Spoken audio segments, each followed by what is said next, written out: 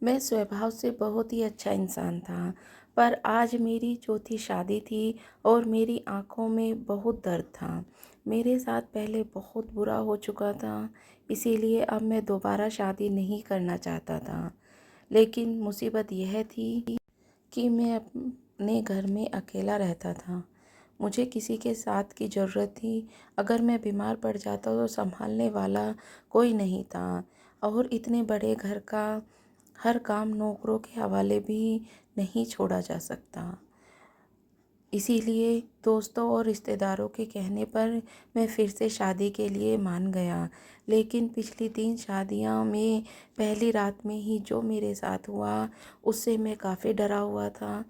मेरी पत्नी शादी की पहली रात को ही चीख मारते हुए कमरे से निकल जाती और दूसरे दिन अपने घर चली जाती और फिर कभी वापस नहीं आती। अगर कुछ वापस आता तो डिवोर्स के पेपर और यह विनती कि तलाक देकर बात ख़त्म कर दी जाए। मेरी ज़िंदगी में यह सब चल रहा था, मुझे कुछ भी समझ नहीं आ रहा था। सिर्फ 24 साल की उम्र में मैं चौथी शादी करने जा रहा था। मेरी चौथी पत्नी बहुत ज़्यादा पढ़ी लिखी थी और समझदार भी थी। तो मैंने सोचा पढ़ी लिखी तो वैसे भी बहुत तेज़ होती हैं, वह मेरे साथ रहेगी या फिर मुझे छोड़कर चली जाएगी, कुछ नहीं पता। मैं डॉक्टर के पास भी कई बार जा चुका था, लेकिन डॉक्टर का कहना था कि सब कुछ ठीक है, आपके साथ कोई समस्या नहीं है। इसीलिए मुझे समझ नहीं आ रहा कि क्यों मेरी पत्नी एक रात से ज़्यादा मेरे साथ नहीं रह पाती। यह सब सोचते हुए मैं अपनी नई नवेली दुल्हन के कमरे में गया, लेकिन जैसे ही मैंने उसके घूंघट उठाया तो मेरे होश उड़ गए। वह रो रही थी और देखने में काफ़ी परेशान लग रही थी। मैंने उससे पूछा, क्या बात है, तुम क्यों परेशान हो? परेशान तो मुझे होना चाहिए। उसने पूछा, आपको क्यों परेशान होना चाहिए? तो मैंने उससे सब कुछ बता दिया कि उससे पहले मेरी 3 शादियां हो चुकी हैं, लेकिन कोई भी पत्नी एक रात से ज़्यादा मेरे साथ नहीं रही। मुझे नहीं पता गलती कहाँ हो जाती है, ले क्योंकि शादी भी अच्छे तरीके से होती है, घर भी सब अच्छे से पहुंच जाते हैं, रात की बात भी अच्छे से हो करते हैं, लेकिन उसके बाद पता नहीं ऐसा क्यों होता कि वह दूसरे ही दिन अपने घर भाग जाती और फिर कभी वापस नहीं आती। गलती किसकी होती, मेरी या उनकी, मुझे यह भी नहीं पता था। अगर आज भी कुछ ऐसा ही होने वाला है तो मैं आपकी ज़िंदगी बर्बाद करना नहीं चाहता। उसका नाम मानसी था और उसने कहा, मेरे माँ बाप इस दुनिया में नहीं हैं। मेरे मामा ने मेरी शादी करवाई। उन्होंने मुझे पहले ही बता दिया कि आपकी 3 शादियाँ हो चुकी हैं, लेकिन कोई भी पत्नी आपके साथ नहीं रही और कोई बच्चा भी नहीं है। इसीलिए मैंने शादी के लिए हाँ कर दी, क्योंकि वैसे भी मेरे पास और कोई ऑप्शन नहीं था। अगर आपसे शादी नहीं करती तो मामा मेरी शादी अपने दोस्त के बेटे से करवा देते, जिसकी उम्र 45 साल है। मैं उससे शादी नहीं करना चाहती थी, इसीलिए आपके सामने बैठी हूँ। लेकिन पता नहीं आप कैसी बातें कर रहे हो। मैंने उससे कहा, इस बार मैं सावधानी से काम लूँगा। मैं सोफ़े पर सो जाता हूँ, तुम आराम से बेड पर सो सकती हो। 3-4 दिन बाद एक दूसरे से बात नहीं करेंगे अब, और अगर बात नहीं हो करेंगे तो कुछ गलत भी नहीं होगा। बस अब तुम मुझे छोड़कर मत जाना। अब मुझे यह सब और सहने की हिम्मत नहीं है। मेरी पत्नी ने कहा कि मेरे पास वापस जाने का कोई रास्ता नहीं है। मैं आपके साथ पत्नी का रिश्ता निभाने की पूरी कोशिश करूँगी। ऐसा नहीं होगा कि छोटी सी बात के लिए मैं आपको छोड़कर चली जाऊँ। हम आपसे अपने रिश्ते की शुरुआत करते हैं। मैं इसके लिए तैयार नहीं था, इसीलिए मैंने उससे कहा कि मैं सोफ़े पे सो जाऊँगा। पहले ही 3 पत्नियाँ मुझे छोड़कर जा चुकी हैं। दोस्तों का कहना था कि वह ही गलत होंगी, शायद उनका किसी और के साथ चक्कर होगा।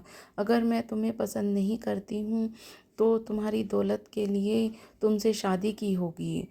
लेकिन जब तीनों पत्नियां भी छोड़कर चली गई तो मुझे लगा शायद मुझ में ही कोई गलती हो, क्योंकि शादी की रात ही पत्नी चीखें मारते हुए कमरे से निकल जाती थी और फिर कभी वापस नहीं आती।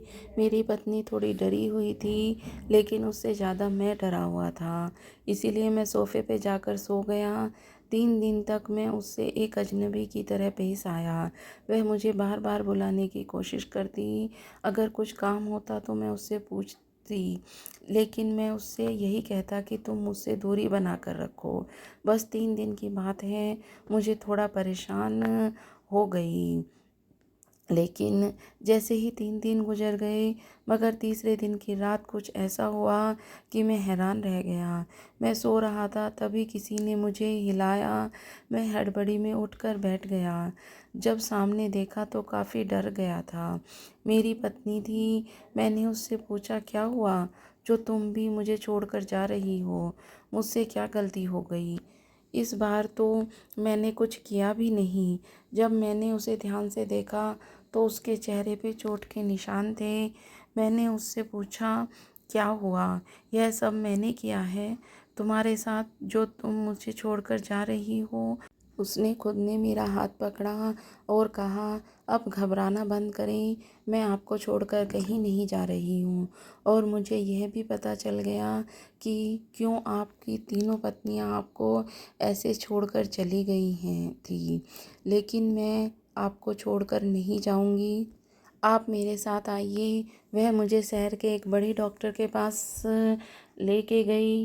डॉक्टर के रूम में उसने मुझे अपने पास बिठाया और मोबाइल की स्क्रीन मेरे सामने कर दी। जब मैंने वीडियो को ध्यान से देखा तो मेरे पैरों तले से ज़मीन निकल गई। मुझे पसीना आ गया। वीडियो में अचानक मुझे किसी तरह का दौरा पड़ गया था और मैं पागलों की तरह चीज़ें उठाकर फेंकने लगा। फिर मैं अपनी पत्नी के पीछे भागा। वह ज़मीन पर गिर गई और फिर चीखें मारते हुए भागकर कमरे से बाहर निकल गई। यह सब देखकर मैं हैरान रह गया और यह सब मैंने किया है, लेकिन मुझे कुछ याद ही नहीं। डॉक्टर ने बताया कि मैं इस बीमारी का नाम हिस्टीरिया है और यह ज़्यादातर बीमारी औरतों को होती है, पर मर्दों को भी हो जाती है। लेकिन इसका इलाज हो सकता है। हम आपको दवाइयाँ देंगे और आप बिल्कुल ठीक हो जाओगे। फिर मेरी पत्नी ने मेरे काफ़ी ख्याल रखा और उसके प्यार और सेवा के कारण मैं बिल्कुल ठीक हो गया। अब मैं भी उसे ज़िंदगी की हर खुशी देता हूँ, क्योंकि वह इस खुशी की असली हकदार है, क्योंकि उसी की वजह से मैं यह सच जानता हूँ। तो दोस्तों, आपको ये कहानी कैसी लगी?